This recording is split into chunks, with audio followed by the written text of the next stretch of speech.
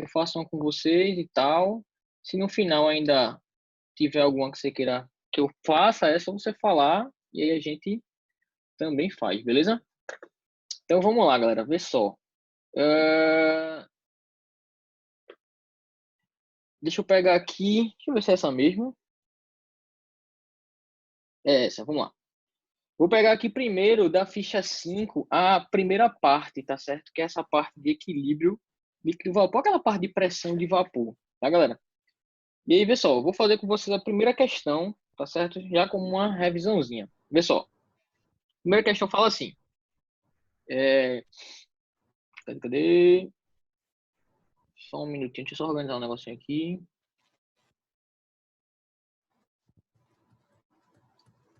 Pronto, alguém tá pedindo pra entrar. Tá. Galera, se alguém falar no chat aí eu não ver, vocês me avisam, tá? Porque é tanta janela aqui no meu computador que às vezes eu me perco, tá bom? Bora lá, vê. Primeira questão diz assim, ó. As propriedades físicas dos líquidos podem ser comparadas a partir de um gráfico de pressão de vapor em função da temperatura, como mostrado no gráfico hipotético a seguir para as substâncias A, B, C e D. Só lembrando, né, galera, o que é pressão de vapor? Pressão de vapor é aquela pressão que um vapor exerce sobre o líquido quando eles estão em equilíbrio. Lembra da figurinha do vídeo? Você bota um recipiente fechado com líquido, o líquido começa a evaporar, evaporar, evaporar. À medida que vai surgindo o vapor, ele também começa a condensar, vai chegar um momento que as velocidades fazem o quê? Se igualam, que é quando se estabelece aquela minha ideia do equilíbrio, tá certo? É a mesma coisa de equilíbrio químico, só que agora eu tenho um processo físico, beleza? E aí, quando esse equilíbrio ocorre, aquela pressão a gente chama de pressão de vapor. Lembrando que qual é a relação de pressão de vapor com a temperatura? Lembrou? Se eu esquento mais o líquido evapora mais. Se ele evapora mais, a pressão vai ser maior. Então, quanto maior a temperatura, sempre maior será a minha pressão de quê? De vapor, como eu estou vendo no gráfico, né? Perceba que são dois não, né? 4 gráficos, todos eles crescentes, indicando que se eu aumentar a minha temperatura, deixa eu até trocar de cor aqui, ó. Se eu aumentar a minha temperatura, o que que acontece com a pressão de vapor? Ela sempre aumenta, tá bom? E aí, o que é que eu posso tirar de informação desse gráfico? Eu posso tirar qual é a temperatura de ebulição dos líquidos e qual é o líquido mais volátil, que é basicamente a mesma coisa, que é exatamente o que o texto está perguntando, né? Segundo o gráfico, qual é o líquido mais volátil? Galera, é só a gente pensar um pouquinho. Vê só. O que é um líquido muito volátil? É um líquido que evapora com facilidade.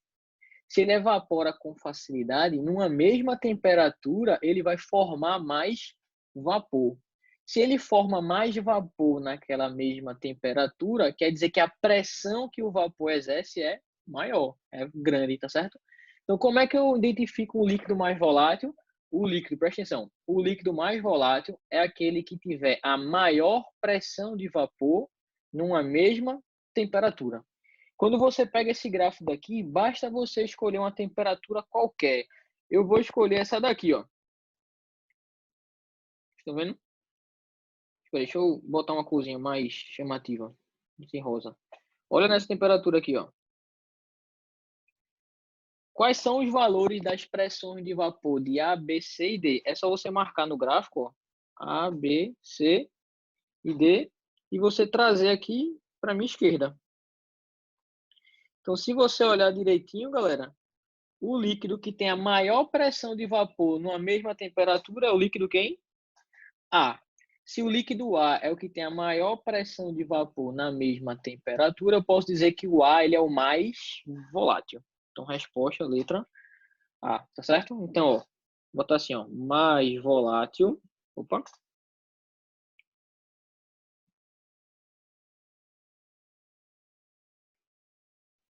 Eita, tô escrevendo tudo errado. Mais volátil. O que é que isso quer dizer? Quer dizer que ele tem a maior pressão de vapor numa mesma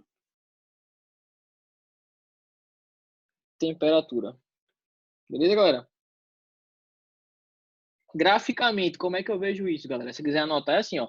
Toda vez que você tiver esses gráficos, o que tiver mais à esquerda é o que tem a maior pressão de vapor. Ou seja, o mais à esquerda é o mais volátil, tá certo? Então, desses três aqui, ó, A, B, C e D, o que tiver mais à esquerda, ele é o mais volátil. Logo, o A é o mais volátil, depois vem o B, depois vem o C, depois vem o D. Tá certo, galera? Por quê? Porque quanto maior a pressão de vapor na mesma temperatura, mais volátil será a minha substância. Certo, galera? Belezinha? Bora lá, então. Vou fazer também com vocês a questão 5. A questão 5 é bem legal, eu achei bem interessante quando eu vi. Não sei se vocês já viram esses equipamentozinhos que tem com esse líquidozinho que sobe, né? Você vê muito pelo menos eu vejo muito, naquela lojinha de artesanato, sabe? E aí você bota a mãozinha nesse... Oi? Alguém falou? Rafa, Diga. tu também poderia fazer a 3? Poxa, eu terminar essa daqui eu faço. Pode ser? Uhum.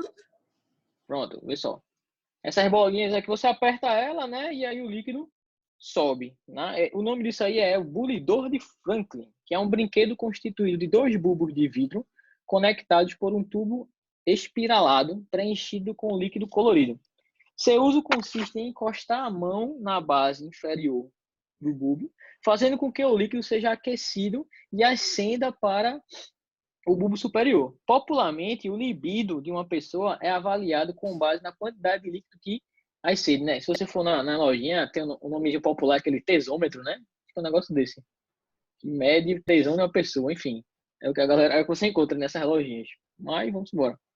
O sucesso da venda, obviamente, é maior quanto mais positivamente o brinquedo indicar um alto libido.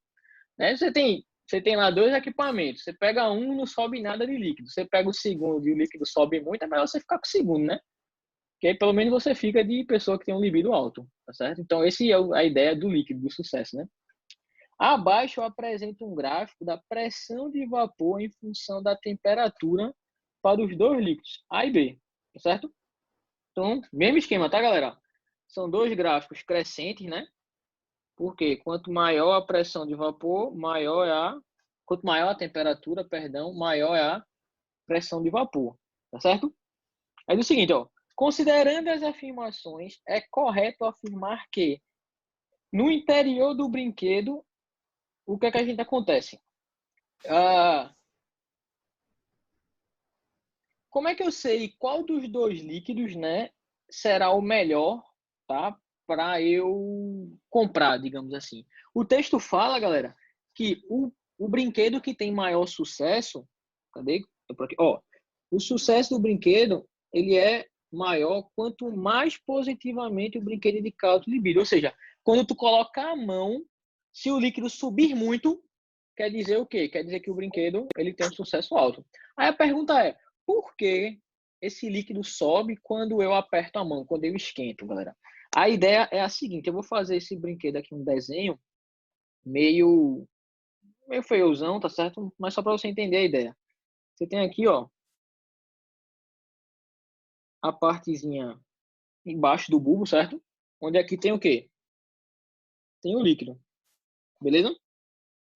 E aqui, ó, seria o tubozinho onde esse líquido ele vai subir, beleza?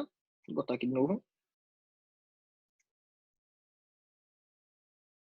Aí qual é a sacada desse brinquedo? É o seguinte, quando você bota a sua mão aqui,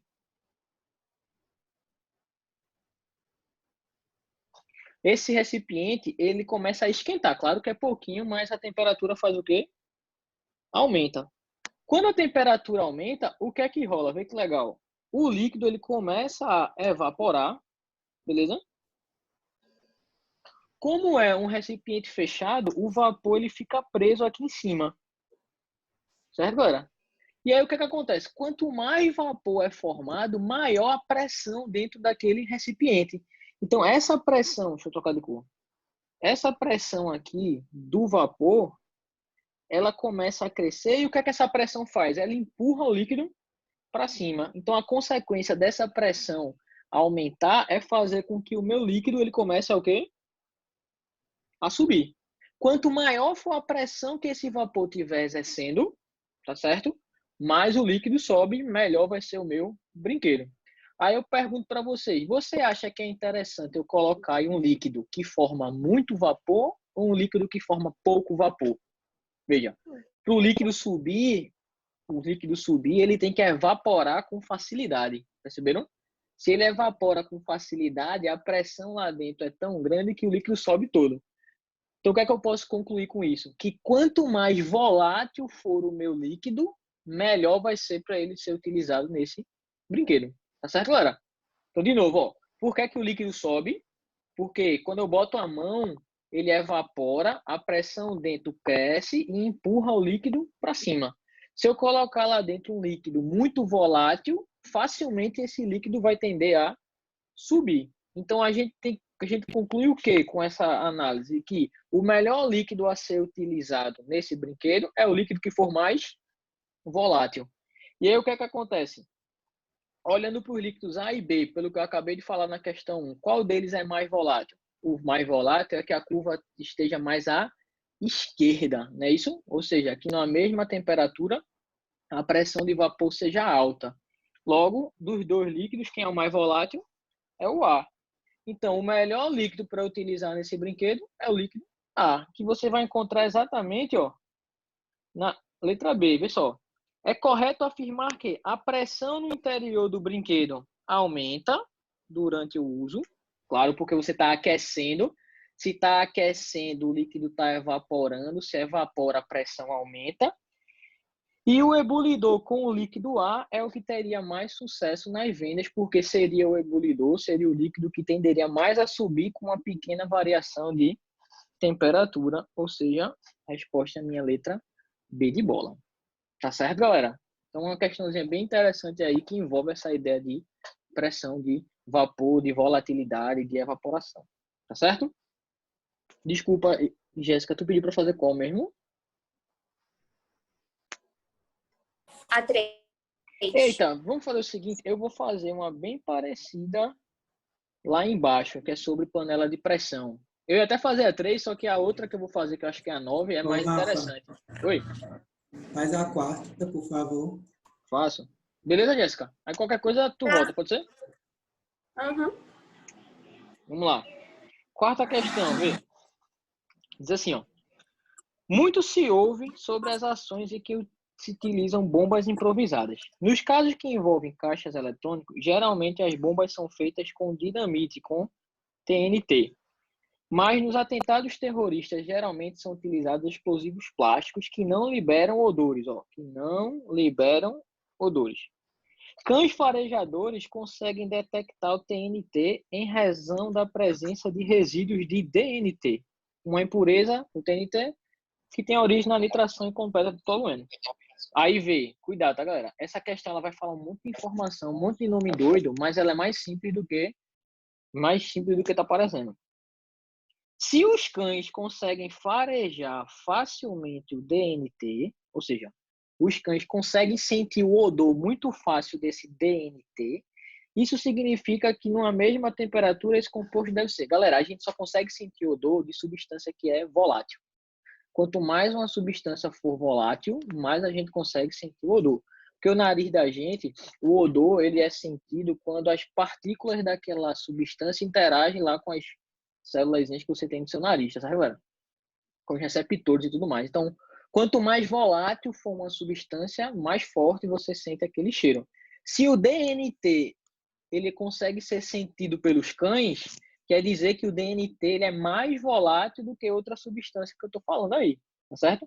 Então, o que é que eu posso dizer? Eu estou analisando o DNT e o TNT, certo, galera? Se eu consigo sentir o cheiro do DNT, quer dizer que o DNT ele é mais o quê? Volátil do que esse meu TNT.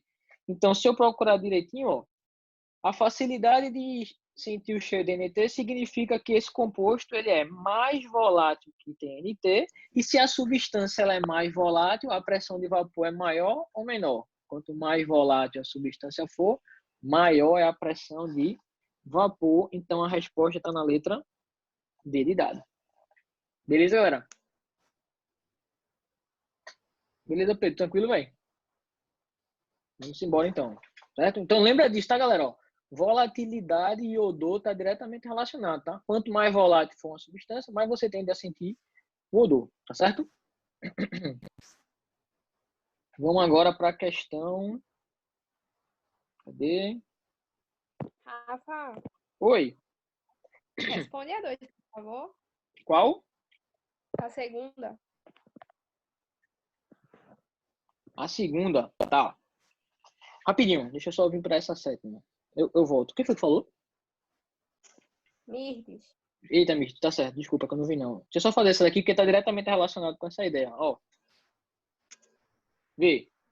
De onde vem o cheiro do carro novo? De acordo com o gerente de uma montadora de veículos, o cheiro é composto por uma combinação de vários tipos de substâncias químicas usadas na fabricação do veículo, incluindo solventes, plásticos, colas, tecidos e borracha. Porém, muitas delas são altamente tóxicas porque contêm compostos orgânicos voláteis em sua composição, como benzeno, tolueno e formol, que podem ser letais dependendo da quantidade. Eles acabam escapando e impregnando o ar, porque não requerem altas temperaturas para evaporarem, tá certo? Ou seja, esses compostos orgânicos eles evaporam muito facilmente. Isso quer dizer que eles têm uma alta volatilidade, ou seja, eles têm uma pressão de vapor muito alta. E aí eles impregnam e dá aquele cheiro de carro novo que a gente conhece, né?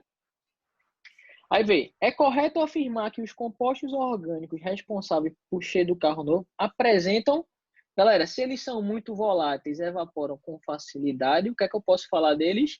Que eles apresentam uma elevada pressão de vapor. Onde é que está essa resposta? Elevada pressão de vapor, letra B de bola, certo? Então, vê só, preste atenção, vê qual é a ideia. Quando uma substância evapora com facilidade, tu pode falar dela três coisas. Que ela tem uma alta pressão de vapor, que ela é muito volátil, ou tu pode também dizer que a temperatura de ebulição dela é baixa. Então, se uma substância ela é volátil, ela evapora com facilidade, tem três formas de tu falar a mesma coisa. Pressão de vapor alta, ela é volátil, obviamente, e a temperatura de ebulição é baixa. Tá bom? Então, de alguma forma vai aparecer na questão lá e você tem que identificar. Certo? Essa segunda foi muito, mas muito legal lá do Enem, uns dias atrás. Diz assim, ó. Essa aí você tem que ter uma sacadinha para poder responder. Na Idade Média, para elaborar preparados a partir de plantas produtoras de óleos essenciais, as coletas das espécies eram realizadas ao raiar do dia. Na época, essa prática era fundamentada misticamente pelo efeito mágico dos raios lunares, que seria anulado pela emissão de raios solares. Com a evolução da ciência, foi comprovado que a coleta de algumas espécies ao raiar do dia garante a obtenção de material com maiores quantidades de óleos essenciais. Esses óleos essenciais, galera, são substâncias orgânicas que conferem o cheiro das plantas, o cheiro das essências dos óleos que a gente extrai, tá certo, da natureza, beleza? Então, são substâncias que conferem cheiro. Se elas conferem cheiro, você acha que elas são voláteis ou não? Se elas conferem cheiro, você consegue sentir o odor, quer dizer que elas são substâncias o quê? Voláteis, tá certo? E aí, o que é que a questão está dizendo? Antigamente, tinha-se a seguinte crença. Se você quer pegar uma plantinha para produzir um perfume, por exemplo, é melhor você colher ela de manhã cedo do que colher no final do dia. De manhã cedo, aquela planta, aquela flor, vai ter uma maior quantidade de substâncias que dão esse odor do que no final do dia. Isso é verdade, tá certo? É completamente verdade. Como é que a galera antigamente explicava? Eles diziam que era um negócio mais místico, né? Porque de noite as plantas recebiam os raios lunares, e esses raios lunares eles ajudavam de alguma forma no odor daquela planta. Aí, se você colhe de manhã cedo, a planta só recebeu o raio da lua. Mas se você for colher no final do dia, ela também vai receber raio solar. Aí a lua é contrária do sol, um raio anula o outro, enfim, era o que eles acreditavam. Qual é a explicação que a gente tem para hoje? Certo? A sacada é o seguinte, você teria que pensar que se são substâncias que promovem cheiro, isso quer dizer que elas são extremamente voláteis, beleza? Toda substância volátil, toda substância, na verdade, ela evapora mais quando ela recebe mais energia na forma de calor, concordam? Então, se você pega uma água e começa a fornecer energia, a água vai evaporar e vai embora lá do meu sistema. Por que no começo do dia as plantas têm uma quantidade maior dessas substâncias e no final do dia não tem? Basicamente é porque, galera, no começo do dia, tá certo? A planta tá cheia daquele óleo, porque ela produziu ao longo do seu metabolismo, só que durante o dia, o que é que a planta tá recebendo? Tá recebendo energia o quê? Solar, tá certo? Tá recebendo calor do sol. E essa energia solar, ao entrar na planta, faz com que essas substâncias voláteis elas façam o quê? Evaporem, ou seja, ao longo do dia essas substâncias começam a sair de dentro da planta, elas começam a ser eliminadas da planta, tá certo? Então é mais interessante colher no começo do dia, porque ao longo do dia essas substâncias vão cada vez mais sendo volatilizadas pelas luzes, pelos raios solares. Então, se você sacou essa ideia, você marcaria rapidamente que letra? Letra A.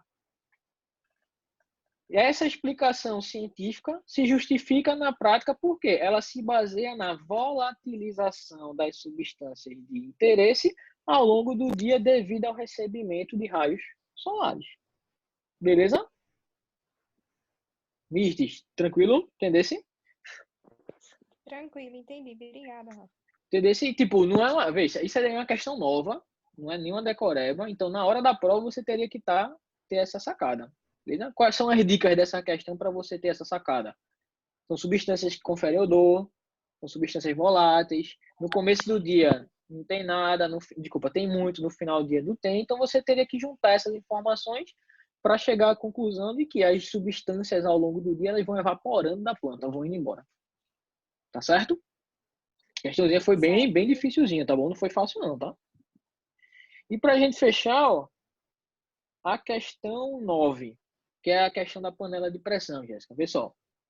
Ao nível do mar... Oi. Tu vai também corrigir as questões da ficha complementar? Vou primeiro a primeira parte, a coligativa, depois eu entro na complementar. Ok, valeu. Beleza? Tranquilo, Laura? Vamos lá. Da panela de pressão, bora lá. Ao nível do mar, a água entra em ebulição a 100 graus, foi o que a gente viu na aula. É necessário que as bolhas formadas com o vapor vençam a pressão atmosférica e, para tanto, é preciso fornecer calor até que a bolha de vapor fique com maior pressão que a pressão externa sobre a superfície. Foi aquela ideia da galera de como é que a água evapora. A água evaporar é um processozinho como se fosse uma briga, lembram? Do vapor querendo sair do líquido e a atmosfera empurrando para baixo. Se a pressão do vapor for maior que a pressão da atmosférica, o líquido entra em ebulição. Se não for maior, ele não entra em ebulição. Por isso que a gente tem que esquentar o líquido até a sua pressão de vapor conseguir vencer essa pressão atmosférica. O que é que pode influenciar na temperatura de ebulição, galera? É a pressão externa. Se a pressão externa for muito grande, eu preciso esquentar muito líquido para poder entrar em ebulição. Se a pressão externa for bem pequenininha, eu não preciso esquentar tanto líquido. Aí tem aquela ideia de quanto mais baixo, em relação à altitude, né? Lembra da aula? Quanto mais baixo for, maior é a pressão atmosférica, mais difícil é de entrar em ebulição. Quanto mais alto eu estiver esquentando a água ou aquecendo, menor é a pressão atmosférica, menor vai ser a temperatura de ebulição. Tá certo? Aí, esse ponto de ebulição não é fixo, podendo ser maior ou menor, o qual vai depender da pressão local. É quase um resumo da aula da gente, essa questão, né? Para cozer os alimentos, uma das panelas que mais ajuda no tempo de cozimento e reduz o gasto de gás de cozinha é a panela de pressão. O que é que a panela de pressão faz, galera? Vê, a panela de pressão, ela aumenta a velocidade de cozimento do alimento. Tem que lembrar sempre uma coisa, tá? O que é que cozinha o alimento? É a água no qual o alimento está submerso, beleza? Então, quem vai cozinhar uma batata, por exemplo, é aquela água no qual a batata está submersa. Quanto mais quente tiver aquela água, mais rápido o alimento vai cozinhar. Qual é a função da panela de pressão? É aumentar a temperatura de ebulição da água para que ela consiga ultrapassar a barreira de 100 graus. Como é que a panela de pressão faz isso? Aumentando a pressão externa sobre o líquido, tá certo? Então vamos lá, a panela de pressão, ela é aquela panela bem vedada, tá certo? À medida que o líquido ele vai evaporando, o vapor vai ficando preso. Se o vapor fica preso, a pressão interna começa a aumentar. Se a pressão interna aumenta, fica mais difícil do líquido entrar em ebulição. se é mais difícil do líquido entrar em ebulição, a temperatura de ebulição vai ser cada vez maior. E se a temperatura de ebulição é maior, o líquido consegue ficar mais quente e o alimento cozinha mais rápido. Tá certo? Deu para entender, galera, essa revisada aí da panela de pressão? Beleza?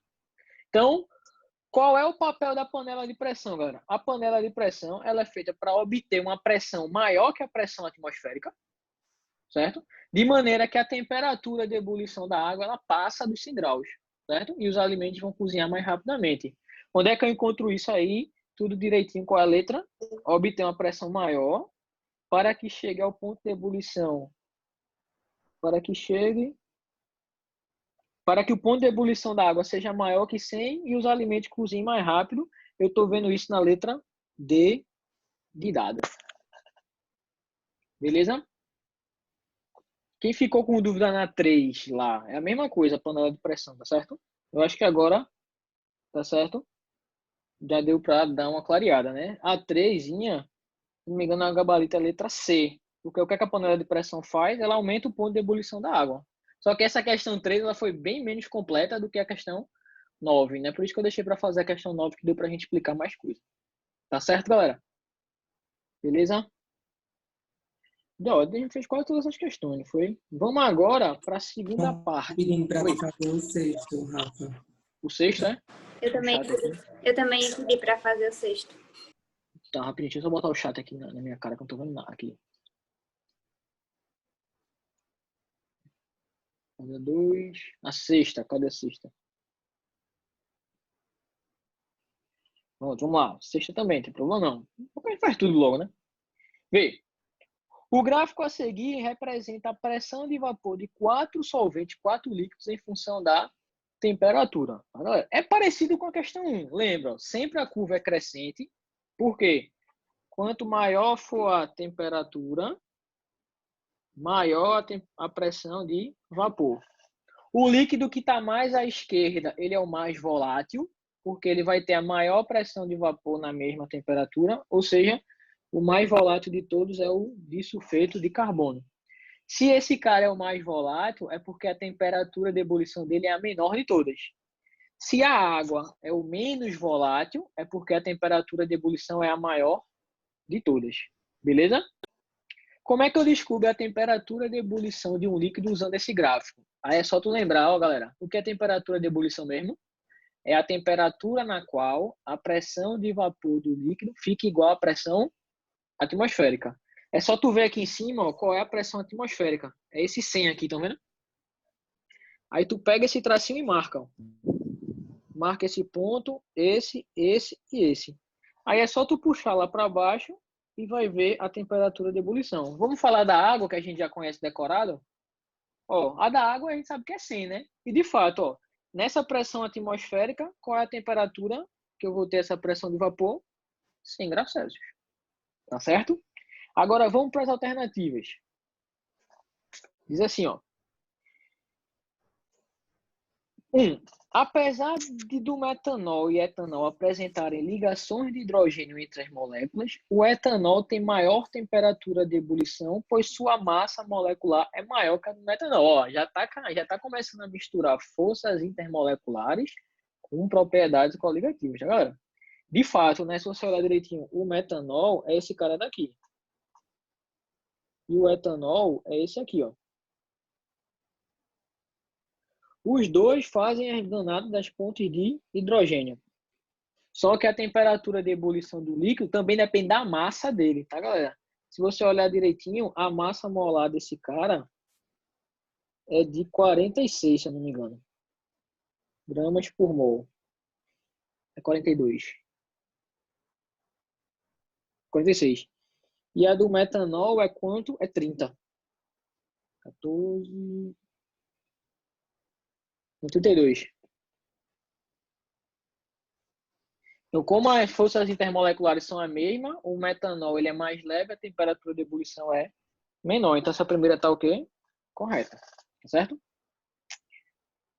3. Ó, é possível ferver a água a 60 graus Celsius caso essa substância esteja submetida a pressão de 20, vamos lá, 20 quilopascais. Galera, se eu pegar aqui 20 quilopascais Nessa pressão daí, qual vai ser a temperatura de ebulição da água? É só tu pegar essa pressão, marcar aqui no gráfico da água e puxar para baixo. Ou seja, a temperatura na qual a água tem uma pressão de vapor de 20 kPa é quanto?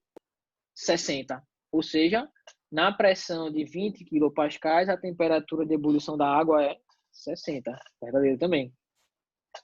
E a outra, ó, pode-se encontrar disulfeto de carbono líquido a 50 graus, caso esteja submetido a uma pressão de 120. Para eu saber, galera, qual é o estado físico da substância em determinada temperatura, eu tenho que saber qual é a temperatura de ebulição dela. Bora marcar agora aqui, ó, os 120 graus, ou 120 quilopascais. Qual vai ser a pressão de vapor ou a temperatura de ebulição do disulfeto? É só eu puxar aqui, ó. Marquei esse ponto e desço aqui.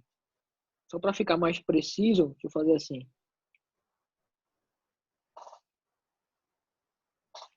Concorda que aí deve estar um pouquinho maior do que 50? Ó, 50 era para estar bem na metade. Se passou da metade, essa temperatura aí, sei lá, vou chutar, é 52. Tá certo? Então, o que é que eu tenho aqui, ó? Nessa pressão, a temperatura de ebulição do disulfeto é de 52 graus Celsius, certo? Se eu, ó, 52 é quando ele vai passar para gasoso. Se eu pegar uma temperatura abaixo de 52, ele está em que estado físico? Líquido. Se está acima, gasoso. Então, a 50 graus Celsius é mais baixo ou mais alto do que 52? É mais baixo. Se é mais baixo, eu posso sim encontrar ele no estado líquido, tá certo? Então, como resposta, eu tenho a letra D de dado. Beleza, galera? Tranquilo? Deu para dar uma revisada legal aí nos conceitos, tirar as dúvidas? Então vamos embora. Vamos para a segunda parte da ficha agora, que é a parte mais legal que eu acho. Nessa parte de coligativa, eu queria fazer primeiro com vocês a questão 2, certo? Essa parte coligativa é interessante, sabe? Não tem muito o que a gente fazer conta, só uma besteirinha. É mais a gente saber o conceito, saber o fenômeno e marcar, tá certo? E acertar, basicamente. Beleza? Então, vê só. Vou fazer primeiro a questão 2 com vocês. Diz assim, ó. A sardinha vem sendo utilizada na pesca industrial de atum. Quando jogadas ao mar, os cardumes de sardinha atraem os cardumes de atum que se encontram em águas profundas. Porém, estudos têm mostrado que o lambari, conhecido no Nordeste como piaba, é mais eficiente para essa atividade. O lambari se movimenta mais na superfície da água, atraindo os atuns com maior eficiência. Apesar de ser um peixe de água doce, o lambari não causa nenhum prejuízo ao ecossistema. Ao ser colocado no oceano, ele sobrevive por cerca de 30 minutos, no máximo. Galera, por que esse bichinho, esse peixezinho morre? Basicamente é porque ele é um peixe de água doce dentro de uma água salgada. O que é que acontece com ele, galera? Tem aqui o peixinho, vê? O lambari. Esse peixe, galera, ele é de água doce, tá certo? Então ele é acostumado com a concentração de sais da água doce. Se tu pega ele e coloca na água do mar, você acha que essa água do mar está mais concentrada do que o peixe ou está menos concentrada? A água do mar, galera, a concentração de sais vai ser bem maior do que a do peixe. Aí lembra a ideia da osmose, galera? Na verdade é uma ideia de difusão. A água sai do lugar onde tem menos água para o lugar que tem, o lugar que tem mais água para o lugar que tem menos água. Ou seja, o lugar que tem mais água é o meio que está mais diluído e o meio que tem menos água é o meio que está mais concentrado. Se eu boto um peixe de água doce dentro da água salgada, eu estou colocando ele no meio que é hipertônico a ele. Ou seja, a água vai tender ao quê? A sair de dentro dele, certo? Ou seja, o peixinho lambari, ele vai o quê? Desidratar, ele vai perder água, tá certo? Onde é que eu tô vendo isso daqui? Eu tô vendo, ó. Deixa eu ver, tá com a áudio aberta aqui, peraí, só um minuto. Foi. Onde é que eu vejo isso daqui, galera? Então o peixe vai perder água. Vamos lá. No uso dessa tecnologia pesqueira, os lambaris morrem por quê? Porque eles passam para um meio ambiente aquático hipertônico, apresentando uma contínua perca de água, que é exatamente o que está na letra C, ou seja, o peixe vai começar a desidratar. É o mesmo que se a gente beber água do mar, né? Nossas células vão começar a desidratar, né? Lembra lá do videozinho do Cid, né? Que ele bebe água do mar, ele murcha do nada, ou seja, ele está sofrendo uma desidratação. Beleza, galera? Vamos lá, vamos partir para a terceira. Eita, essa também é interessante, pessoal. São vários casos agora práticos que são explicados por essas propriedades coligativas, tá certo? Vê, o etileno glicol é uma substância muito solúvel em água, largamente utilizada como aditivo em radiadores de motores de automóveis, tanto em países frios como em países quentes. Galera, é o seguinte, esse etileno glicol ele é muito utilizado como aditivo de radiador. Por que a gente coloca? Lembra, quando a gente coloca um soluto dentro de um solvente, o que é que acontece com a temperatura de ebulição e difusão? A temperatura de ebulição aumenta e a difusão faz o quê? Diminui. Isso é o termo técnico. Na prática é o seguinte, se quiser anotar, é até interessante. Quando eu boto um soluto dentro de um solvente, o soluto ele dificulta que o líquido evapore e dificulta que ele congele. Lembra quando a gente bota sal no gelo? Certo? Faz com que o gelo derrete, porque ele evita que a água congele. A mesma coisa serve para a ebulição. Então, quando eu boto um soluto dentro de um solvente, ele evita que aquele líquido evapore, o líquido evapora cada vez menos, e evita que ele congele com facilidade, tá certo? Então, por que eu coloco esse aditivo em radiadores de carro? É para evitar exatamente isso. Se eu estiver falando de um país frio, pode ser que devido a uma mudança brusca, aquela água do radiador do carro congele e aí não resfria o motor. E se for o contrário, também é problema. Se aquele país for muito quente, pode ser que aquela água evapore rapidamente e não vai ter água no radiador para resfriar.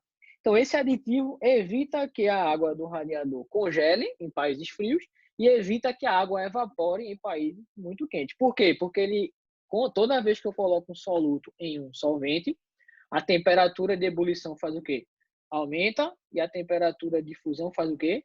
Diminui. Onde é que eu estou encontrando isso nas alternativas? Se você olhar direitinho, eu estou contando na letra B, né? Ó.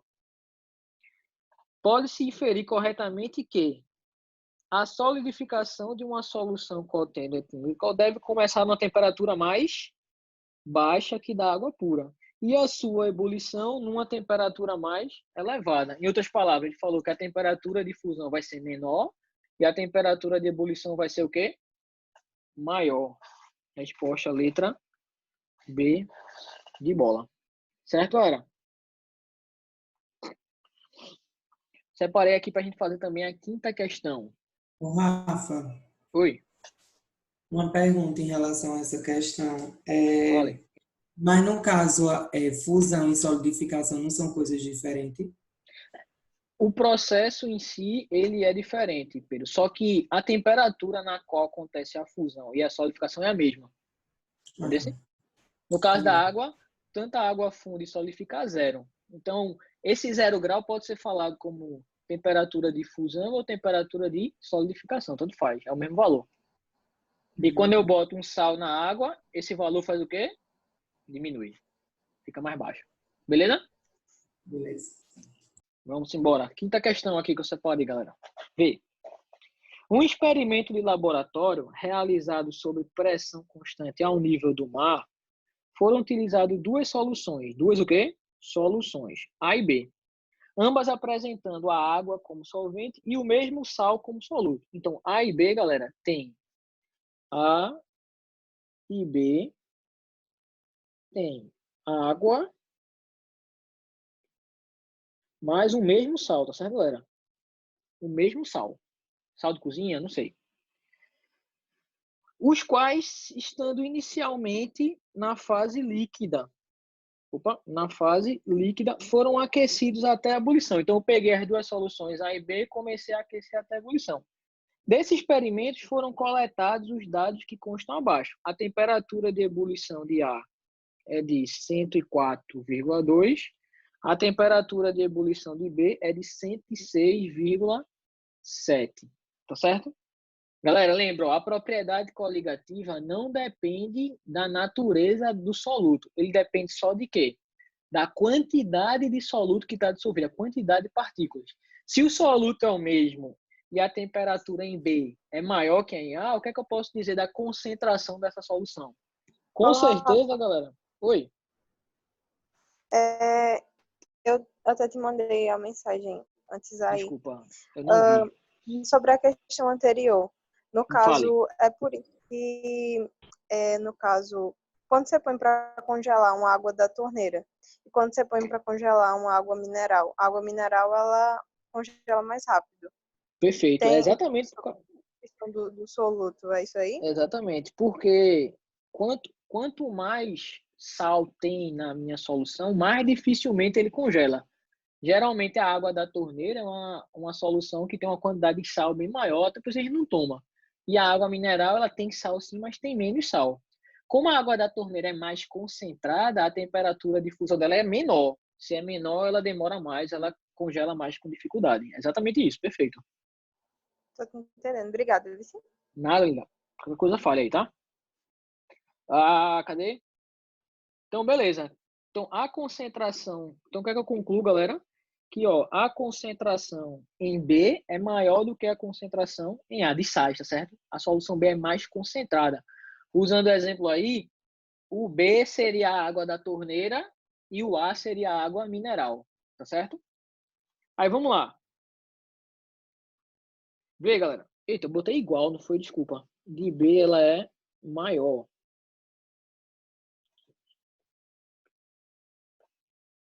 Ó, se liga agora, galera. Se a B está mais concentrada, o que é que eu posso dizer da pressão de vapor de B em relação à pressão de vapor de A? A temperatura de ebulição de B em relação à temperatura de ebulição de a temperatura de fusão de B e a de A, e a pressão osmótica de B e a de A. Galera, isso aqui é aquela revisão da análise qualitativa das propriedades coligativas. Lembra? Toda vez que a solução estiver mais concentrada, maior será o efeito coligativo. Ou seja, toda vez que a solução for mais concentrada, menor é a pressão de vapor, maior é a temperatura de ebulição, menor é a temperatura de fusão e maior vai ser a pressão osmótica. Se B está mais concentrada, é porque a pressão de vapor é menor, a temperatura de ebulição é maior, a temperatura de fusão é menor e a pressão osmótica vai ser o quê? Maior. Certo? Com isso, a gente vai responder. Legal, vê. 1. A pressão de vapor de ambas as soluções é menor do que a pressão de vapor da água. Galera, toda vez que eu coloco um soluto na água, o que é que acontece com a pressão de vapor? Ela aumenta ou diminui? Diminui, sempre. Então, se eu coloquei sal, diminuiu a pressão de vapor. Como A e B são soluções, com certeza a pressão de vapor vai ser menor. Então, tá certo a 1. A solução A apresenta menor concentração do que B. A gente acabou de chegar à conclusão que apresenta sim. E 3. As forças de interação intermoleculares na solução B apresentam maior intensidade do que as existentes na solução A. Olha, lembra que eu falei que força intermolecular é extremamente importante. Como é que a gente chega à conclusão? Ei, onde é que a temperatura de ebulição é maior? Em A ou em B? É em B, não é isso?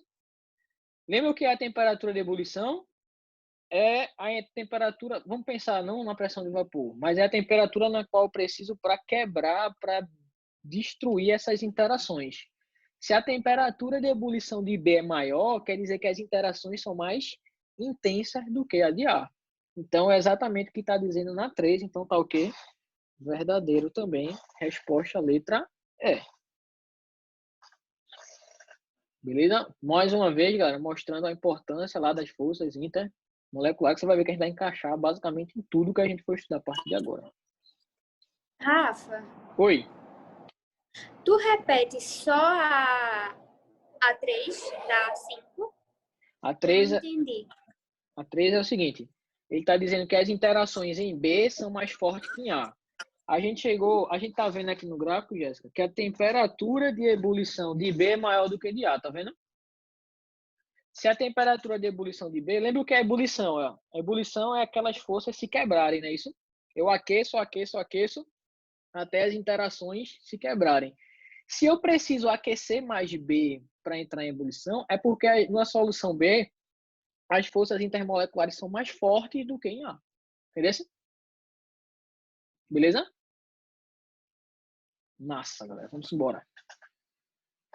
Ó, separei aqui também a questão 7. Vê só. 7 diz assim, vê só. Tanto distúrbios intestinais graves. Oi? Deixa eu atrapalhar, por favor. Diga. Exemplo, água. Se eu colocar, por exemplo, um quilo de sal num litro de água Certo. e meio quilo de sal em outro litro de água. Certo. A gente tem, no caso aí, a mesma substância e tal, mas aí a concentração é diferente. Vai mudar a temperatura de ebulição também? Muda tudo, ó. Toda vez que eu coloco um sal na água, o que é que muda? Mudam 4 coisas. Muda a pressão de vapor, muda a temperatura de ebulição, muda a temperatura de fusão e muda a pressão o quê? Osmótica. Quanto mais sal está dissolvido, mais vai ocorrer essa mudança. Se a pressão de vapor diminui, é porque quanto mais sal eu colocar, mais a pressão vai diminuir. Entendeu, Valéria? Entendi, meu bem. Obrigada, viu? Entendeu? Então, agora tome cuidado com essa sua afirmação. Isso aí eu estou já extrapolando, tá certo? Você tem que tomar cuidado nesse caso para prestar atenção se essa quantidade de sal que você está botando vai se dissolver completamente, entendeu? Entendi. Por exemplo, se eu botar 1 quilo de sal e dissolver só meio quilo, a concentração qual é? Meio quilo por litro, concorda? Concordo. Ou seja, o limite de solubilidade é meio quilo. Se eu colocar meio quilo em outra, concorda que as concentrações vão ficar iguais?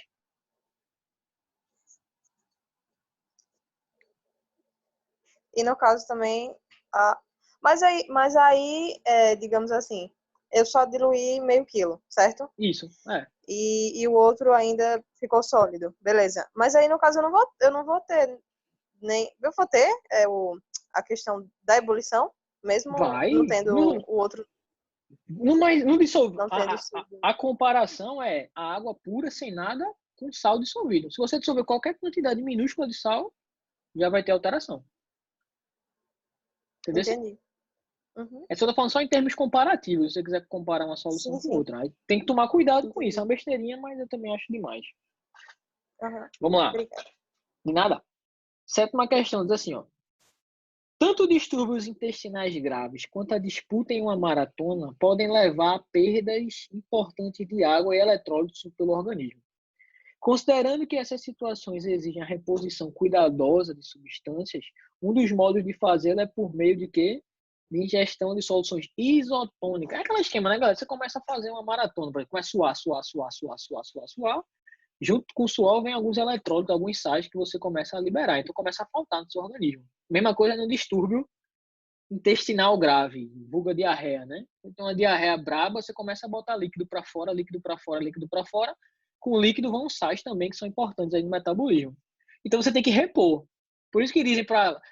todo mundo já viu, quer tomar... Tá com a diarreia, toma uma aguinha de coco, que faz bem. Porque a água de coco ela tem uma quantidade de sais muito grande para essa reposição. Tá certo? Se você for fazer uma maratona também, quiser tomar água de coco, é interessante. Só que tem coisas melhores, né? Mas bora lá. Professor, mas se eu fizer uma caminhada, é bom tomar uma água de coco depois? Não, nada se compara uma caminhada a uma maratona, né? Uma caminhada são alguns metros, ali a maratona são quilômetros. Então a perda de eletrólitos numa caminhada, numa corrida é muito pequena.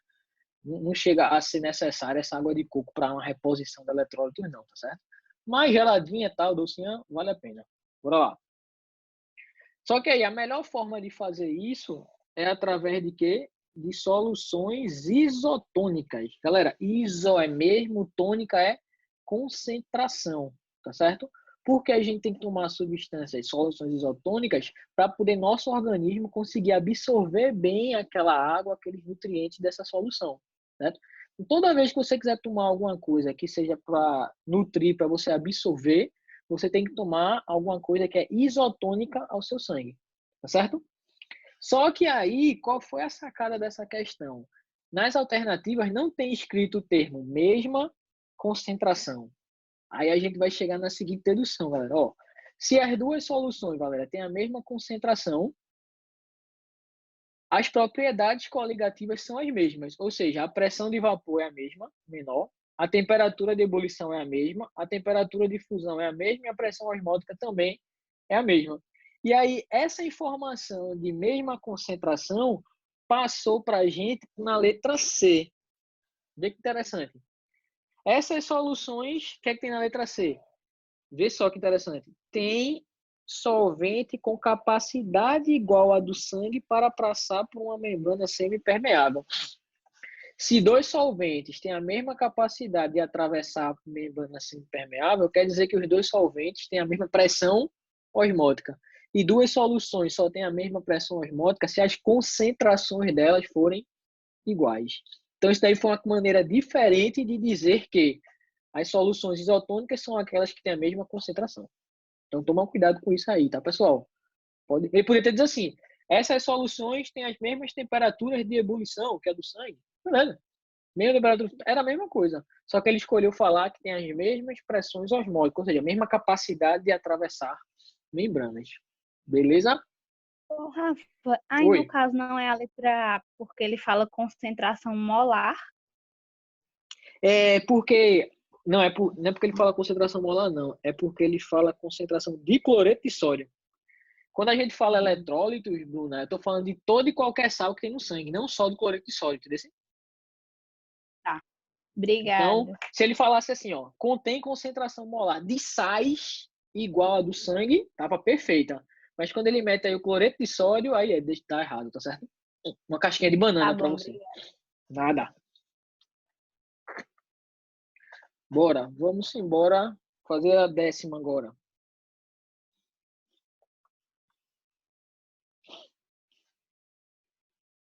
Pessoal, 10.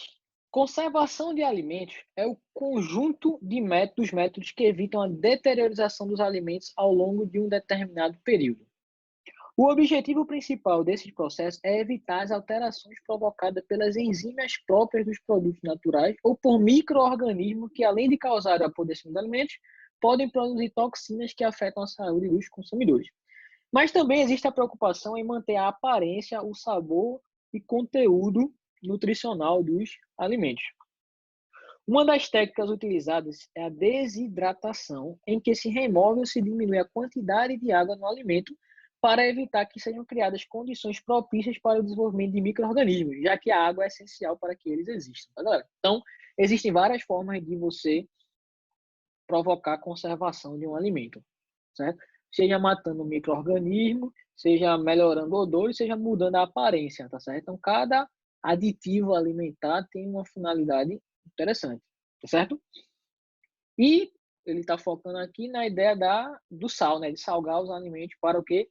Desidratar ele para que o meio esteja menos propício para a produção, para a reprodução de micro-organismos, certo? Aí ele dá um exemplo aqui, ó.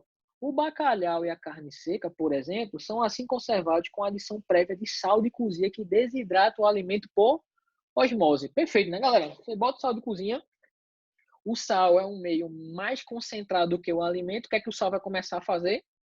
Roubar água daquele alimento, tá certo? E se ele rouba água, ele provoca a desidratação, gerando assim uma conservação do alimento.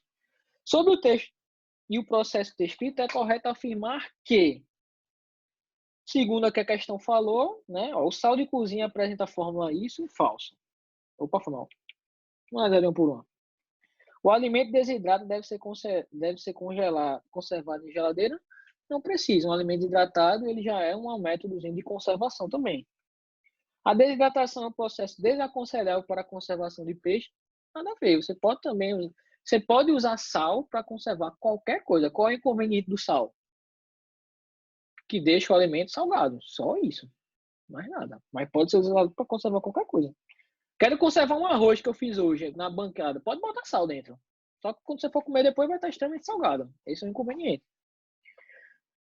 Afirma que na osmose ocorre passagem de água apenas para o meio menos concentrado. Já é errado, né, galera? A água vai do meio menos concentrado para o que é mais concentrado. E a resposta só pode ser a letra E, que a osmose cria um ambiente desfavorável à sobrevivência dos micro-organismos. Tá, galera? O próprio texto já está falando isso. Certinho? Bora fazer agora a questão 11. Bora lá, vê só. 11. A escassez de água própria para o consumo humano tem provocado a busca pelo aproveitamento das águas de oceano e mares. Para o aproveitamento da água salgada, foram desenvolvidos equipamentos de dessalinização que se baseiam na aplicação da osmose reversa. Da osmose reversa. Esses equipamentos têm permitido que bilhões de litros de água potável sejam produzidos anualmente no mundo inteiro. Por definição, a osmose é a passagem de um solvente através de uma membrana semipermeável, do meio que está menos concentrado para o meio que está mais concentrado. Os processos de osmose e osmose reversa estão apresentados na figura abaixo. Galera, olha para cá. Eu tenho aqui a água doce e a água salgada. Lembra? E aqui é a minha membrana semipermeável.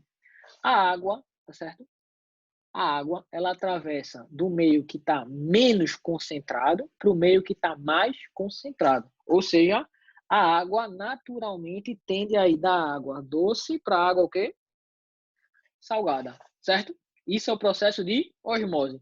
O que é que seria a osmose reversa? É a água fazer o caminho contrário. Beleza? Nesse aqui A, pessoal, vê só. Pelo nível aqui dos líquidos, eu consigo inferir que, de fato, a água passou da doce para salgada. Só que na B, galera, o nível de água que aumentou foi o da água doce, evidenciando que a água veio da salgada em direção à doce.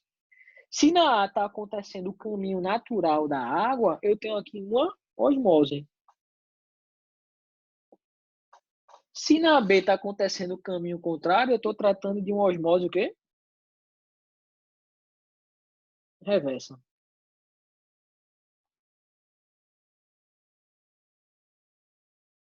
Beleza?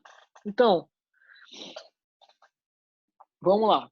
Considerando as afirmações, verifica-se que em A e B, os sais conseguem atravessar a membrana. Galera, uma membrana semipermeável é aquela que só deixa atravessar o solvente, porque ele é bem pequenininho, as partículas de quê?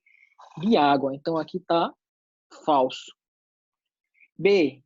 Em A, o fluxo através da membrana ocorreu no sentido da água salgada para água doce, perdão. Se você olhar em A, foi ao contrário, então tá errado também. Em A concentração de sais da água do mar foi aumentada. Galera, a água do mar começou a receber mais solvente. Ou seja, o volume dela começou a aumentar. Lembra que concentração e volume são inversamente proporcionais? Se eu aumento a quantidade de solvente, é porque a concentração faz o quê? Diminui. E em B, o fluxo de água no sentido da água salgada para a água doce exigiu a aplicação de uma pressão externa. Galera, para poder a osmose reversa acontecer, eu tenho que forçar ela a acontecer. Ou seja, eu tenho que exercer uma pressão sobre a água salgada, forçando essa água a percorrer o caminho contrário. É exatamente isso que é o processo de osmose reversa, ou seja, letra D de dado. Beleza, pessoal? Alguma dúvida? Tranquilo? Tem mais duas aqui e a gente encerra essa segunda parte, digamos assim, né? Vou fazer com vocês a questão 17 e a 18. Pronto. Essa daqui, galera, essa questão 17 é aquela questão onde você vai fazer uma continha de propriedade qualitativa, mas é muito pouco mesmo. Pessoal, a concentração de cloreto de sódio no soro fisiológico é de 0,15 mols por litro. Esse soro apresenta a mesma pressão osmótica que uma solução 0,15 de quê, galera? Para apresentar soluções osmóticas, mesma concentração osmótica, a quantidade de partículas dissolvidas tem que ser a mesma. Só que você lembra que eu falei lá na aula, você deve ter cuidado quando eu estiver falando de uma substância iônica. Porque a substância iônica, ela faz o que? Ela se separa e aumenta a quantidade de partículas. Por exemplo, no caso do NaCl, galera, o NaCl, ele libera Na+, e Cl-. Ou seja, 0,15 mol por litro de NaCl libera 0,15 mol por litro de Na e 0,15 mol por litro de Cl-. Ou seja, qual é a concentração total de partículas? É a soma disso aqui. Então, a concentração total é 0,30 mols por litro. Beleza? Então, o que é que eu vou fazer com cada uma delas? Ó, sacarose. C12H22O11. Quando eu boto dentro da água, a sacarose ela não ioniza. Ela fica igualzinha do jeito que está. C12H22O11. Ou seja, 0,15 mols por litro desse cara vão gerar 0,15 mol por litro desse cara daqui. De maneira que a concentração final vai ser 0,15 mol por litro. Certo? Letra B. Letra B fala de quem? Fala do sulfato de sódio. Ó. Na2SO4. O Na2, ele libera 2Na+, mais um de sulfato. Eita. Ou seja, galera, se eu tiver 0,15 desse cara, mol por litro, eu vou formar o dobro desse, 0,30, e 0,15 aqui também. O que me dá um total de 0,45 mols por litro. Ainda não é esse cara. Vamos para a letra C, é o sulfato de alumínio. Al2SO4,3. Ele vai liberar o que, galera? 2 de alumínio, mais 3 de quê? De sulfato. 0,15 desse cara vai gerar o dobro de alumínio, 0,30, e o triplo de sulfato, ou seja, 0,45 mols por litro. De maneira que a soma vai ser 0,75 mols por litro. Também não é ele. A outra é a glicose. Glicose é um compostozinho, galera, molecular. Também não se separa. Ó. C6H12O6. Ou seja, 0,15 mols desse cara por litro libera 0,15 mols por litro. De maneira que no final eu também vou ter 0,15 mols por litro.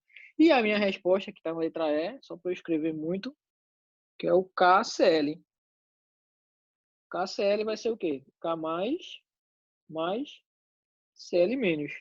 Ou seja, 0,15 mols por litro desse cara vão liberar 0,15 mols por litro desse e 0,15 mols por litro desse, que vai dar um total de 0,30 mols por litro. Leve em consideração isso aqui, ó. Isso e isso. Qual dessas 5 aqui, galera, tem uma concentração total de íons igual ao NaCl? Esse menino, né? Beleza? Ou seja, as soluções que vão ter a mesma pressão osmótica vai ser a da letra E. Beleza? Eu fiz isso, não precisava. Era só você olhar quais sais eles têm a mesma quantidade de íons. O NaCl tem um íon, 2 íons, né? Um cátion e um ânion. Era só você procurar na lista qual que tinha também um cátion e um ânion, tá certo? Basicamente era isso. Mas eu quis fazer para você ver como é que faz de uma maneira geral. Beleza? E para a gente finalizar, ó, vamos para a questão 18. Oi, Volta, por favor, um pouquinho. peraí. Diga. Nessa tua. Deixa eu ver aqui. Na antepenúltima, eu não entendi por que tu pusesse 3. Porque é a molecularidade do sal. Então é Al2, ou seja, tem 2 alumínios e tem 3 íons sulfatos. Sacasse? É como se fosse um balanceamento de questão. Então, Entendi. alumínio, 2, sulfato, 3. Certo? Certo. Massa. Vamos lá para a gente finalizar essa parte. A questão mais legal, tá certo? Aqui tem a mais aplicação mais legal de todas, que é aquela do colocar sal no gelo, certo? Essa daí é uma questãozinha bem completa, tá, pessoal? Então, quiser fixar ela como forma de revisão, é bem legal mesmo. Vê. Dia de churrasco, carne já temperada, churrasqueira acesa, cerveja e refrigerante no freezer. Quando a primeira cerveja é aberta, está quente. Sem desespero, vamos salvar a festa. Basta fazer o que a gente chama de mistura frigorífica. É simples, colocar gelo em um isopor com 2 litros de água, meio quilo de sal, 300 ml de etanol. Em 3 minutos, as bebidas em lata já estarão geladinhas e prontas para o consumo. Basta se lembrar de lavar a latinha antes de abrir e consumir. Ninguém vai querer beber uma cerveja, um refrigerante com gosto de sal, não é? Galera, é só lembrar. Vê só, botar um esquemazinho rápido aqui para a gente fazer essa revisão. Tenho aqui o meu isopor, beleza? Aqui dentro tem uma latinha, tá de vermelho. Certo?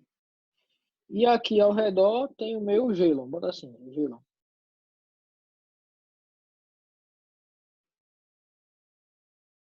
Revisão, tá, pessoal? Galera, quando eu coloco, lembra da aula? Quando eu coloco qualquer soluto no gelo ou sal no gelo, o que é que esse soluto provoca? Ele faz com que o gelo o quê? Derreta, tá certo? Fixa isso. Ou seja, quando eu jogo sal no gelo, o soluto, a água que estava no estado sólido passa logo para o estado quê? Líquido. Por que isso acontece? Porque a temperatura de fusão da água diminui, beleza? Quem é que, nesse caso aí... Oi? Mas isso só acontece com sal ou também acontece com açúcar? Porque tinha uma questão que dizia que o açúcar também, quando jogava dentro do isopor, tinha a parecida, quase a mesma coisa que o sal. Essa consequência, de gerar um resfriamento mais rápido se deve ao quê? É só você lembrar, Jéssica. Se deve à temperatura de fusão da água diminuir, certo? Quando é que a temperatura de fusão da água diminui? Quando eu coloco qualquer soluto dentro da água. Qualquer soluto. Desde que se dissolva, vai provocar a mesma coisa. Tá certo? Então, sal gera açúcar, gera álcool, também gera. Por que a gente só usa sal? Porque se dissolve tudo mais rápido, não sei. Se dissolve bem, mas tem um fator principal que é o quê? O preço. Concorda que tu tá jogando fora sal, açúcar e água? É melhor jogar fora alguma coisa que é barata, né? Quanto é um quilo de açúcar? Sei lá, R$3, não sei. E um de sal, 50 centavos. Então o sal ele é mais descartável, então é melhor utilizar ele. Mas qualquer um deles vai funcionar do mesmo jeito. Então, toda vez que eu coloco qualquer soluto na água ou no gelo, a temperatura de fusão diminui. Qual é a tendência do gelo derreter? Tá certo? Nesse caso aqui, ó, o que é que eu estou colocando na água? Eu estou colocando sal e estou colocando etanol também. O etanol também ajuda nesse processo, beleza? Só que, galera, é o seguinte, ó, esse processozinho do gelo derreter é um processo que faz o quê? Ele absorve o quê? Energia. Então, quando esse gelo que está dentro do cooler derreter, ele vai querer absorver energia de alguém. De quem é que ele vai absorver energia? Da lata que está lá dentro. Então, essa lata começa a perder energia para o meio externo, ou seja, o gelo começa a roubar a energia da lata. Se ele começa a roubar a energia da lata, a temperatura da lata faz o quê? diminui rapidamente e a bebida fica mais gelada. Então é isso aí que está ocorrendo. Beleza, galera? Aí vamos responder, ó. O papel, aí vamos lá. O papel da água é aumentar a superfície de contato da mistura, fazendo que toda a relativa estarem imersas no mesmo meio. É exatamente isso, galera. Por que a gente coloca sal e água também? Porque a água ela vai aumentar a superfície de contato da latinha com o ambiente externo, além de fazer o quê? Além de espalhar o sal em torno de toda a minha estrutura, tá? Então eu jogo o sal lá dentro para fazer com que a superfície de contato com a lata aumente cada vez mais, tá certo? Então, o primeiro está verdadeiro. O sal é considerado um soluto não volátil que, quando colocado em água, abaixa a temperatura de fusão do líquido. Beleza, perfeito. Esse efeito é chamado de crioscopia. Perfeito também. Ocorre uma reação química de sal e água. Já está errado. Não tem reação química nenhuma. É única e exclusivamente o sal se dissolvendo na água. O sal pode ser substituído por areia, Jéssica? O que você acha? Não, né? Porque para poder gerar esse efeito, a substância tem que se dissolver na água. A areia se dissolve na água? Não. De jeito nenhum. Então também está errado. Na ausência de álcool, outro líquido não volátil pode ser utilizado? Com certeza. Qualquer líquido volátil eu posso colocar aí. Por que eu não coloco acetona? Porque a acetona é mais cara, concorda? Do que um álcool. Então é melhor você sempre gastar, jogar fora o que vai ser mais barato. Então, resposta, letra B de bola. Beleza, galera? Então, com isso daí, a gente já mata essas questões que eu queria fazer com vocês. Acredito que as outras dê para desenrolar agora também, porque eu tomei cuidado de escolher umas que geram um conhecimento a mais para você também resolver as outras, certo? E aí, ó, da ficha de complementar, a gente já vai aqui enquanto... Vixe Maria, já 4h15. Bora lá. Vê só. Vamos fazer agora a nossa... Vou pular para a nossa ficha de exercícios complementares. Foi pedido também, tá? Ô, Rafa, E é daí... faz a Oi. 3. Dessa daqui? Faz a 3. Da complementar. Vou fazer. Vou fazer. A 3, ó. Deixa eu só tirar meu fone aqui que tá descarregando. Peraí. Rafa, depois tu faz a 1. A primeira. Beleza. Tá me ouvindo? Tá me ouvindo ou não? Beleza, bora. Deixa eu aumentar o som. Tá. Daqui a pouco eu boto o fone. 3, galera. É o seguinte, ó. Considere soluções diluídas de mesma concentração das seguintes soluções. 1, 2, 3 e 4. Qual é a ordem crescente do ponto de ebulição? Beleza? Galera, quando eu coloco um soluto na água, o que é que acontece com o ponto de ebulição? Ele aumenta ou diminui? Desculpa. Aumenta ou diminui? Aumenta, né? Temperatura de ebulição aumenta. E aí vocês têm que lembrar o quê? Quanto mais sal, quanto mais partícula tem na água, mais ele vai aumentar. Aí nesse caso você tem que fazer aquele mesmo esquema que eu fiz na questão 17 atrás. Você tem que ver quantas partículas aquele sal vai formar. Por exemplo, A1, que é o Mg3PO4, 2, quando entrar em água, ela vai formar 3 de magnésio mais 2 de fosfato. Ou seja, ela vai formar quanto? Deixa eu trocar aqui. Vai formar 2 com 2, no total vai ser 5 partículas. No caso desse cara daqui, ó, K2, que é o dicromato de potássio,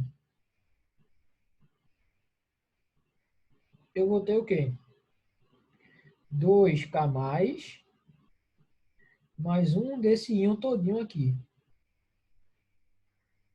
No caso do Na2SO2O3 5+, vai ter isso aqui, ó.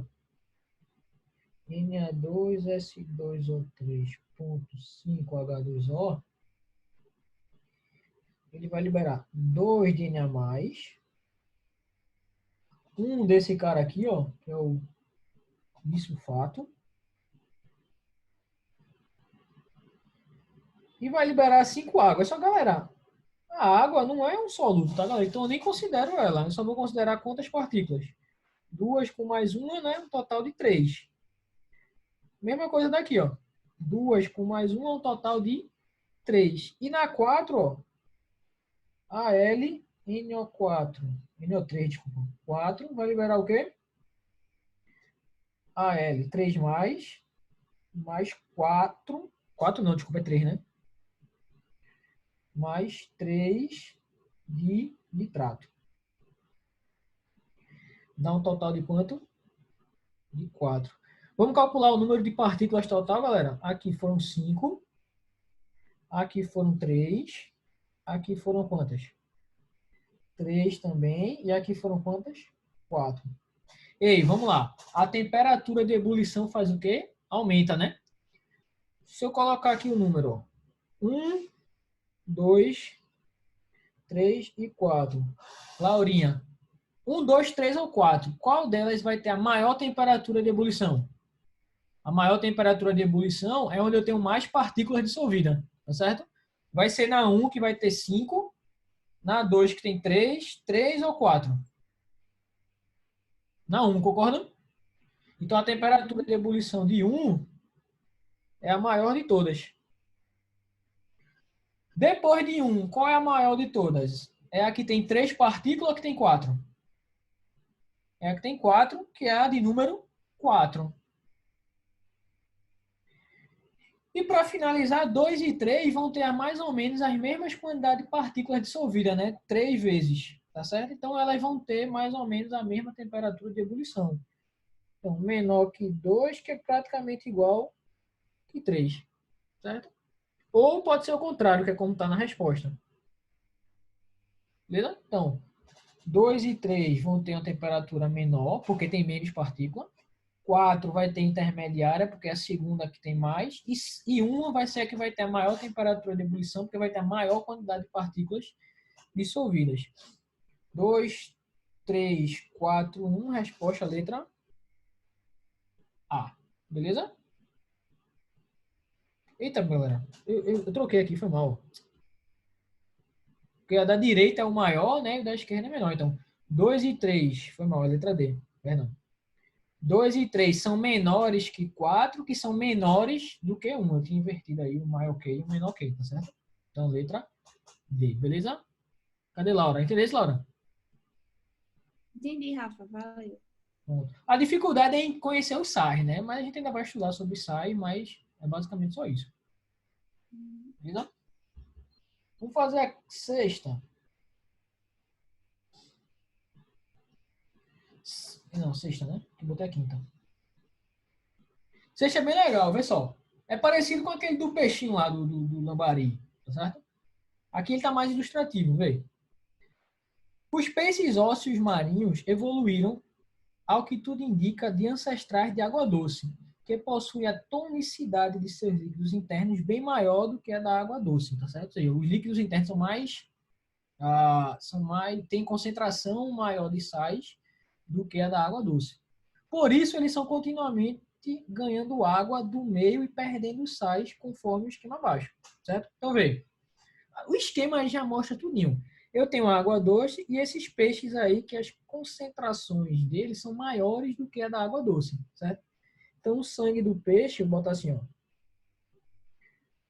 A concentração deles é maior do que a da água doce. E aí, por osmose, o que é que acontece? O solvente atravessa o meio que tem menos sais para o meio que tem mais sais. Então, de acordo com o que a gente sabe, de acordo com o texto, ó, a água vai atravessar no sentido da água doce, que é menos concentrada, para dentro do peixe, que a água é mais concentrada, no caso, o sangue, né? Como é que a gente chama esse processo? Onde um solvente atravessa do meio menos para o mais concentrado através da membrana semipermeável, a gente chama de quê? Osmose. Tá certo? Beleza? E 2, na verdade, esse 2 ele vai ser um processo que a gente chama de difusão mesmo, tá certo? Quando É interessante, quando o solvente atravessa essa membrana, a gente chama de osmose, tá certo? Quando eu tenho partículas maiores que se espalham no sentido de onde está mais concentrado para onde está menos concentrado, que é o caso de quem? De íons, a gente vai chamar esse processo de difusão, tá certo, galera? Um termozinho diferente para vocês. Então, a ida da água é a osmose, e os sais, os íons que estão saindo, a gente vai chamar de difusão. Resposta, letra E. Beleza? Eu acho que vocês escutam muito esses termos de biologia, né? Difusão de íons, osmose, papapá, pp. Muitas vezes a gente nem entende lá em biologia o que é que significa, né? Basicamente, a ideia é o seguinte. Essas partículas, água e íons, elas saem de onde tem mais para onde tem menos, concorda? A água vai de onde? De onde tem mais água para onde tem menos, certo? E os íons vão de onde tem mais para onde tem menos. Sempre assim, tá, galera? Só que no caso da água, quando a gente fala de membrana, a gente está falando de uma osmose. E no caso de íons, que são partículas grandes que não atravessam membranas, a gente chama só de simples difusão de íons, certo? São nomes diferentes para falar do mesmo fenômeno, o quê? Algo saindo de onde tem mais para onde tem menos. Beleza? Ó, A7, galera. A7 é o mesmo esquema lá daquela... Oi. Alguém falou? Tu poderia tirar uma dúvida minha só no ponto 3 da questão 4, Diga. por favor. Diga. Ele fala que a solução C é a que apresenta a menor volatilidade. Certo. Quando ele mostra aqui o ponto de ebulição, não é a temperatura de ebulição? Isso. E se a temperatura de ebulição for maior, a pressão de vapor não vai ser maior e a volatilidade também? Ó, vê, se a temperatura de ebulição é maior, é porque a pressão de vapor é o quê? Menor. Lembra qual é o efeito coligativo da pressão de vapor? Lembra? Lembro. É abaixamento da pressão de vapor. Então, quando eu coloco um sal, a pressão de vapor diminui, o líquido evapora menos, aí a consequência disso é que a temperatura de ebulição vai ser maior.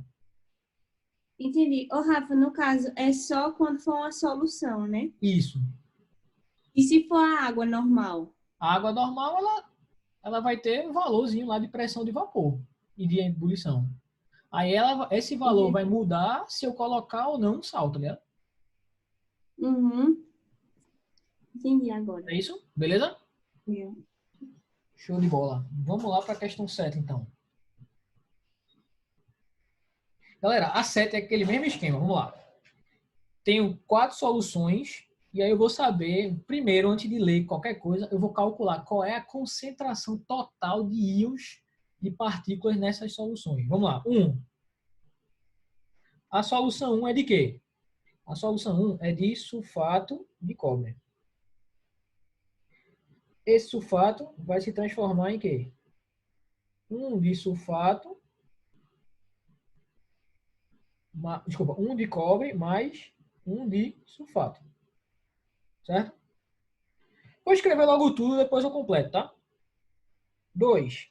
Eu tenho cloreto de bário. Ele vai virar 1 de bário mais 2 de cloreto. 3. 3 vai ser Na2 SO4, ou seja, 2 de Na mais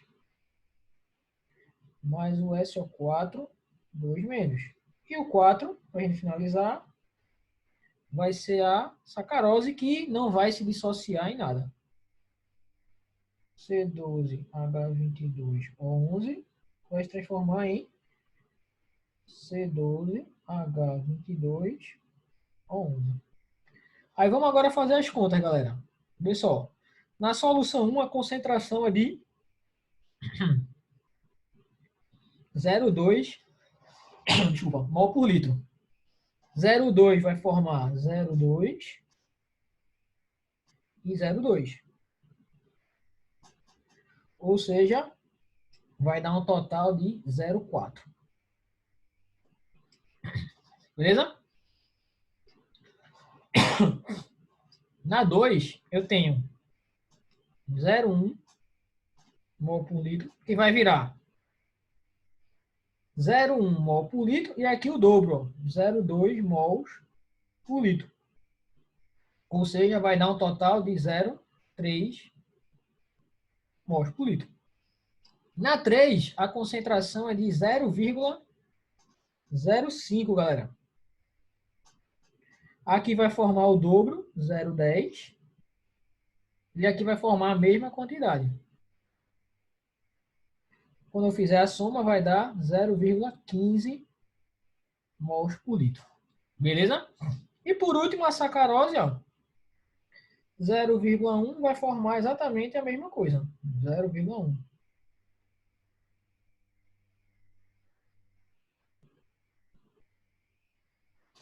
Olha agora para esses valores daqui, ó.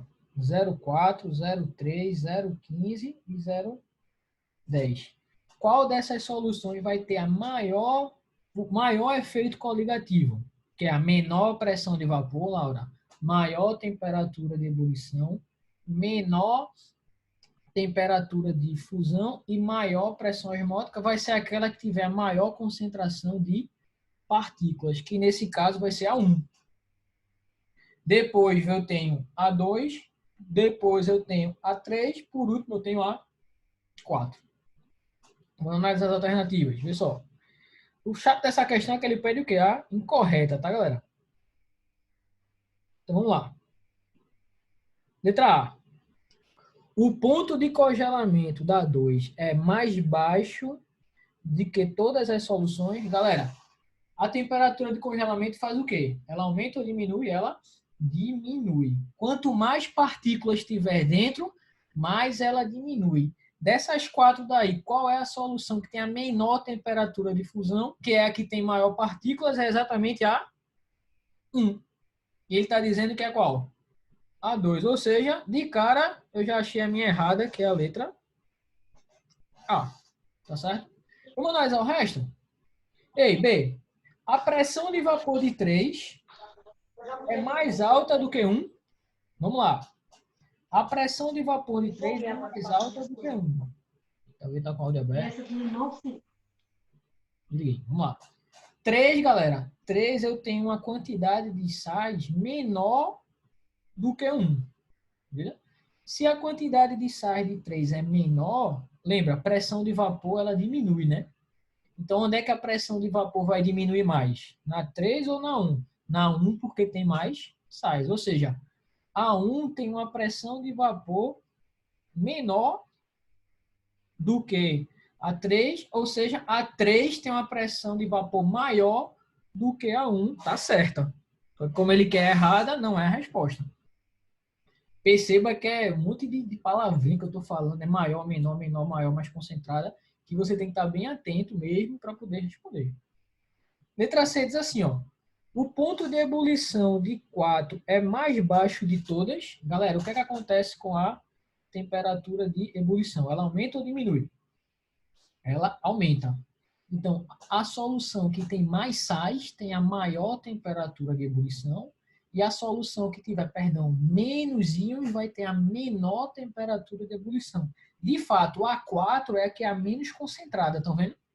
Se é a menos concentrada, vai ter a menor temperatura de ebulição. Também está verdadeiro. E está dizendo que 3 tem ponto de congelamento mais baixo do que 4. De fato, né? 3 não é mais concentrado. O ponto de congelamento não diminui. Então, se em 3 é mais concentrado, o ponto de congelamento é menor do que 4. Também está correta. De fato, a única que está errada é a letra A. Opa. A única que está errada é a letra A. Beleza, galera? Rafa, Oi. no caso, eu não poderia olhar, analisar só por essa quantidade de mols que ele dá aqui, não, né? Não, tem que analisar a quantidade de íons todinha, Laura. Tem que sempre fazer isso aqui que eu estou fazendo, a dissociação e calcular essa quantidade total aqui, ó, que eu fiz, tá certo? Tem que sempre fazer isso. Certo? Tá bom. E para a gente aqui finalizar, eu separei também a questão 9. Então, também é legal, galera. Vê essa questão 9. Galera, como eu falei, né? As exercícios complementares são aqueles um pouquinho mais... níveis um pouquinho maior, vai fazer você pensar um pouco mais. Então, não é estranho que esteja um pouquinho de nada mais difícil. Não sabe, galera? Não peguei, não. Vê só a 9. 3 soluções aquosas, nitrato de sódio, nitrato de alumínio e glicose, todas com a mesma concentração, foram aquecidos em 3 becquerels sob as mesmas condições até a ebulição. As temperaturas das 3 foram monitoradas com 3 termômetros devidamente calibrados. Pergunta: a solução que a 25 graus Celsius apresenta maior pressão de vapor e a que apresenta maior temperatura de ebulição são quantos? São quais? Essa daí é igual a de cima, só que um pouco mais contextualizada. O que é que eu tenho que analisar, Laurinha? Tenho que analisar isso aqui de novo. NaNO3 vai formar o quê? Na mais NO3 menos. Al NO3 vai formar Al3 mais 3 de nitrato. E por último,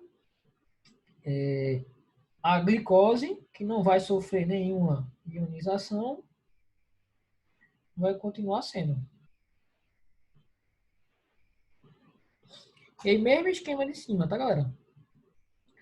Como as concentrações são as mesmas, é só eu olhar a quantidade de íons que vai ser formado no final, tá, galera? Não preciso fazer aquela conta da outra questão. Ó, 1 e 1, 1 e 3 e 1. Então, o que é que eu tenho? Aqui vão formar 2, aqui vai formar 4 e aqui vai formar 1. Beleza? Então, o que é que eu tenho que levar em consideração para saber essa quantidade? Ó? 2, 4 e 1. Aí eu tenho que tomar cuidado de novo. Olha, qual é a ideia, galera? Só para a gente finalizar. Quanto mais íons eu tiver, porque eu não estou fazendo aquela continha que eu fiz na outra questão. Eu só estou analisando a quantidade de íons formados, porque a concentração é a mesma. Então, não preciso fazer isso, tá certo?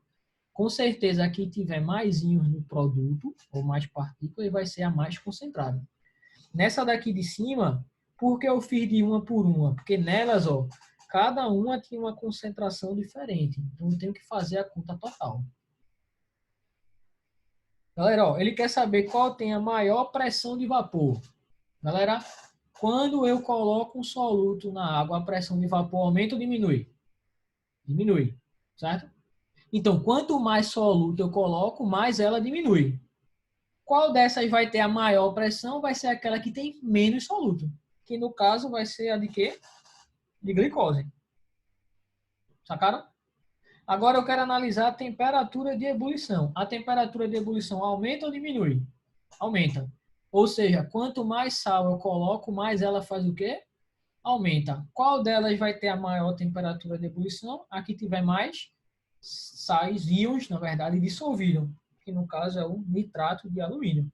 Então a resposta é a glicose e o nitrato de alumínio, letra A. Certo? Beleza, galera? Tudo tranquilo? Alguém queria que eu fizesse mais alguma dessas aí? Fale, por favor. A primeira, Rafa. A primeira? Vamos voltar aqui para a gente fechar. Primeira questão, bora. Para completar uma saborosa refeição com carne e salada, nada como uma salada de maionese com batatas cozidas. O cozimento é usualmente realizado acrescentando as batatas picadas a uma panela que contém uma solução de água com sal de cozinha em ebulição. Todavia, ao acrescentar o sal, a água altera sua curva de aquecimento, tá certo? De fato, né? A figura abaixo ilustra a variação da pressão de vapor em função da temperatura para a água pura e para a solução. Qual das duas curvas é a da água pura e qual das duas é a da solução? Essa é a grande questão. Como é que você ia identificar? Quando eu boto sal, galera, quando eu boto sal, a pressão de vapor da água aumenta ou diminui? Diminui, certo? Então, numa mesma temperatura, a pressão de vapor da água pura é maior do que a pressão de vapor de quê? Da minha solução. Qual das duas curvas, a A ou a B, tem uma pressão de vapor maior na mesma temperatura? A A. Ou seja, a A tem que ser quem? A água pura, né? Deixa eu botar assim. Água pura. E a B tem que ser que a solução. Certo? Então, é uma forma que a gente identificaria. Bora lá, verdadeiro e falso agora. A curva correspondente ao sal de cozinha é a A. Eu vi que a A era da água pura. Errada. A temperatura de ebulição da água utilizada para a batata, ou seja, água com sal, ela será maior que a temperatura de ebulição da água pura? Verdadeiro. Nem pensava da curva. Se eu botei sal na água, a temperatura de ebulição faz o quê? Aumenta. Então tá certo. 4. O abaixamento da pressão de vapor, a redução da temperatura de congelamento, a elevação da ponto de ebulição e a pressão osmótica são propriedades que independem da concentração do soluto, galera. Ei, as propriedades coligativas que são essas, boa, Pedro, elas independem da natureza, só dependem da quantidade. Ou seja, depende sim da concentração. Então tá errado. 8. A magnitude da variação da pressão de vapor, representada pela letra E, essa diferença aqui, esse delta, entendeu? Independe da quantidade de sal adicionado. Mais uma vez, não. Depende sim da quantidade do sal adicionado. O ponto C, galera, corresponde à pressão de vapor da solução de sal de cozinha na temperatura 1. O ponto C, galera, é a pressão de vapor da curva A. A curva A quem é? É a água pura. E aqui está dizendo que ó, é a do sal de cozinha, ou seja, tá errado também. E D, ó, 32. A quantidade de moléculas em fase gasosa presente na temperatura ambiente da solução de sal de cozinha é menor a 25 do que a 90. Vê só, galera. Digamos que 25 graus esteja aqui. Certo? E que 90 esteja aqui. Galera, quando a temperatura é menor, concorda que a pressão de vapor ela também é menor. Lembra que temperatura e pressão de vapor são proporcionais, né? Quanto maior a temperatura, maior a pressão de vapor. Se eu estou pegando uma temperatura de 25, é porque a 25 graus Celsius a pressão de vapor é menor do que a 90, tá certo? Lembra que a pressão de vapor aumenta com a temperatura. Se a pressão de vapor é menor a 25, quer dizer que tem menos vapor no meu sistema. Se a pressão de vapor é maior a 90, quer dizer que tem mais vapor, ou seja, evaporou mais. É exatamente o que está dizendo na 32. Ó. A quantidade de moléculas em fase gasosa presente na solução é menor a 25 do que a 90, com certeza. Porque a 25 a pressão de vapor é menor, a 90 a pressão de vapor é maior. Então tá certo, a sominha dá 34. Certo, galera? Beleza? E aí, mais alguma vocês querem que eu faça? Tranquilo? Boa. A 11 está sem alternativa, só tem Então, enunciado. a 11 é o seguinte, velho. Ela tá com errinho. A 11, ela começa assim, ó, sob pressão normal. Lá na ficha, se você estiver olhando direitinho, esse número 11 ele tá aparecendo aqui embaixo. Só que o enunciado da questão é esse aqui de cima. Podem corrigir, tá certo? Você olha, se você tiver a ficha aí, você vai perceber nisso, tá certo? Então, a 11, esse númerozinho aqui tá aparecendo aqui embaixo, é só você cortar ele e subir aqui em cima. Tá certo? Vi agora. Até lá em cima tem assim, 11 Enem, né? Foi porque eu botei, enfim, viajei. Eu cliquei errado lá na hora de fazer a numeração. Mas o gabarito, tá tudo certo. Beleza, galera? Tranquilo? Dúvidas? Ó, como eu falei lá, só reforçando, tá? Quem não viu na aula, você vai ver ainda, que eu acabei de mandar. Provavelmente você não viu que você estava aqui. Essa semana agora, a ficha tá um pouquinho mais light, tá certo? Mais tranquilinha, menos densa. exatamente para dar um tempinho para vocês também botarem as coisas em dia. Eu sei que deve estar um pouco meio estranho assistir aula, sem aquela rotina. E alguns alunos já vieram falar comigo, comentando isso, né? Geralmente, os professores em geral pensam assim, o menino está em casa, né? Então ele tem tempo de fazer muita coisa, mas não é bem assim, não. Né? Se todo mundo pensar assim, sair jogando um monte de questão para vocês vão ficar loucos, tá certo? Então a ideia dessa semana mesmo não estranha, tá? A aula tá mais curtinha, o assunto tá mais simples, um pouco. Os exercícios não são muito complexos, também não tem muito exercício, exatamente para você dar essa corridinha aí, relaxar um pouco e colocar as coisas em dias, beleza? Tranquilo? Então, no mais, galera, brigadão aí, ó, quase 2 horas de tirar dúvidas, perfeito, tá certo? Pena que a galera não tá vindo mais, mas venham, tá certo? Chama a galera, avisem, divulguem que foi bom, tá? Que, pelo que eu tô contando aqui, a gente pelo menos fez aí uns 70% da ficha, tranquilo, tá certo? Agora, beleza? Tem um lado bom de ser online, né? Que a gente tem mais tempo de resolver, não dava para fazer 70% da ficha lá na sala de aula, né? Mas, enfim, tá certo?